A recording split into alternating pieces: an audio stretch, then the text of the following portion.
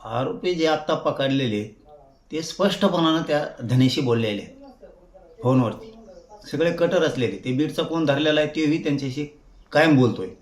तो कोण बडे आहे तोही धरला नाही. म्हणजे हे सगळं मोठं षडयंत्र रचण्यात आलं होतं आणि याला पाठबळ देण्याचं काम अजित पवार आणि फडणवीस करतात.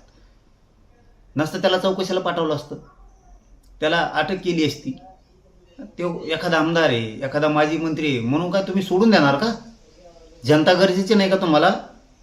एक गरजेचं आहे का? जो महापापी आहे, जो खुणं घडून आणतो, जो कटर असतो, जो सगळे पीक विमे खाल्ले, कोणाच्या राखी खाल्ल्या, कोणाचं काय प्लॉट खाल्ले, कोणाचे घरं खाल्ले. संतोष भाया देशमुखांचा खून झाला. त्या खुनातला मुख्य आरोपी अशी माहिती मिळते की 47 वेळेस बोललाय फोनवर ह्याच धन्याला. मग तुम्हाला चौकशी करता येत नाही, अटक करता येत नाही. एक माजी मंत्री आहे म्हणून त्याला वाचवायचं आणि गरिबाच्या लेकराचे मुर्दे पाडायचे.